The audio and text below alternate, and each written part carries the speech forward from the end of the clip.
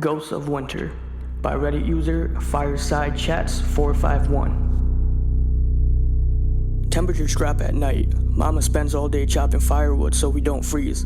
She grits her teeth with every strike, and when she takes her mittens off, her knuckles are red and swollen. She soaks them in warm water as the sky darkens. "Gonna be a cold one," she said. I'm too small to handle the axe. Brent used to do the chopping, but he's gone now. I miss him all the time, but especially when it's dark. The cabin's only one room, so Mama and I sleep next to the fire. Sometimes I hear scratching in the chimney, but the blaze keeps it from getting in. There are sounds outside too. In the morning, the windows are covered in frost. Mama and I scrape it off. She says it's so the sunlight can get in. The nights are getting longer. It's harder to chop enough wood to last. I wake up suddenly. It's dark. At first, I'm just confused. Then I realize what it means. The fire went out. The cold has settled into my bones. My breath clouds as I clamber out of bed. We don't light the lamp at night, so I can't see a thing. Instead, I pull back the window curtain, letting in the moon-white light. The fireplace is filled with ash. Mama is shivering under her blankets. I don't want to wake her. She's always so exhausted after chopping wood. She needs to sleep, and I know how to start a fire. My fingers are stiff. I keep dropping the match. When I finally get a hold of it, it breaks on the strike. I feel like crying. Something thumps at the window. I jump, dropping the box of matches. They scatter all around my feet. There's a hand against the glass. Frost spreads from the palm, fractals racing in silver lace. The face emerges, resting against the glass, distorted, blue and black from frostbite. The eyes glaze and empty. "Emmy," it says in Brent's voice.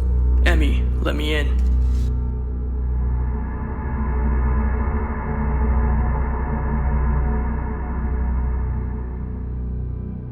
Circus by Reddit user Mega Clouds.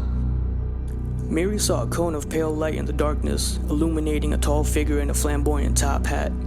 As she moved closer, his bright red mouth parted like a slash in his dead white face, showing pointy, yellowing teeth. "Back again, darling?" A peal of laughter rose from the dark. Mary turned, shaking, hit by an icy gust of wind. In another cone of sickly light, a slender acrobat in a glittering costume moved snakily on a white rope, a graceful spin revealing her bloated face, tongue hanging out like a pale slug. "Back again, darling?" the clown whispered. "Always the same dream." Mary backed away as the acrobat popped one of her own eyeballs with the scarlet fingernail. Glitter and viscera running thickly down her face like melting ice cream. A recurring dream indicates that the parasite is building a nest out of your own terrors. She ran blindly into the darkness. Someone, a doctor. Tiny blue pills to keep a part of her mind awake enough to be lucid. At the memory, she slammed painfully into the boundary of the dream. A dirty white wall.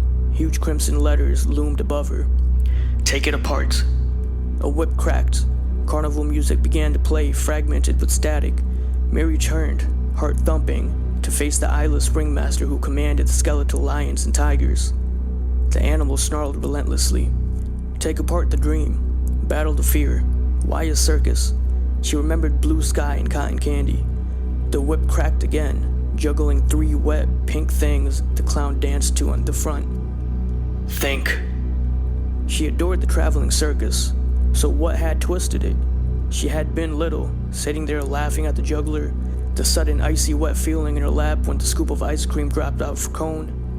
"Never bringing you back, careless little bitch." She remembered the painful grip of a huge hand on the back of her neck, hard nails being dragged out, scolded until she wept. When they got home, she would be punished for being dirty, stupid, an embarrassment, a bad girl. "Back again, Dar?" Mary opened her eyes. Fluorescent lights made purple spots in her vision. The smell of disinfectant was overpowering. "Well done, kid. Almost thought we lost you." Mary sat up, the muscles in her back twinging. The doctor wore a white coat and a stethoscope around his neck. On the other side of her, patients were fast asleep in rows of neat white beds. "How long was I out?" "Almost 2 days, but you taking your pills." His kind smile was reassuring, like her dad before the drinking got bad. "You fought back." His praise enveloped her like a warm hug, but something nagged her. Disinfectant, bright lights, the bearded doctor. Good girl. Too much. Too obviously what she needed to hear. Suddenly, she could see the errors. The odd background silence, no other medical personnel. On the white wall behind the doctor, crimson letters slowly formed. Take it apart.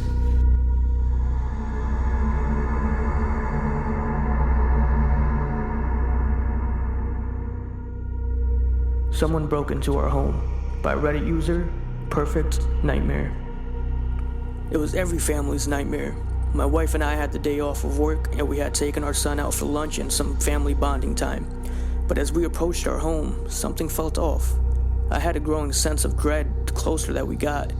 As our house came into view, I could see that the front door was wide open. Someone had broken into our home. I told my family to wait outside in case the intruder was still inside. They obliged. I slowly and silently made my way through our house. As I stepped into the living room, I saw broken furniture. Nothing in its correct place, just utter chaos.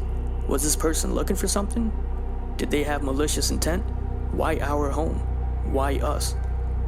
Next, I walked to our kitchen. The fridge had been emptied. Dishes and food were thrown all over the room. What kind of person had broken into our home? A homeless person who just needed food? If so, why had they destroyed the living room? That's when I heard it. Footsteps in the bedroom. The intruder was still in our house. I took a brief moment to be grateful that I had asked my wife and son to wait outside. It was impossible to decipher this person's motive so far, but I was able to come face to face with the person that forcefully entered our home, and I would demand answers. I crept toward the bedroom slowly. I approached the door and focused on the sliver of light slipping through the crack. I could see faint shadows dancing in the light. I raised my hand, placed it against the door, and took a deep breath, readying myself for whatever may be on the other side. I pushed the door open and stepped through the threshold with authority. I couldn't believe my eyes. I actually rubbed my hands over them, thinking I was imagining things. There, in my son's bed, was a young girl with curly blonde hair. She stared at me with wide eyes. She must have been terrified. I must have been a few feet taller and at least 100 pounds heavier than her. I must have been a sight to see for that little girl, but she should have considered that before breaking into my home. I called my wife and my son to see what I found. Is that a human, Papa? Why, yes, it is, baby bear. That's dinner.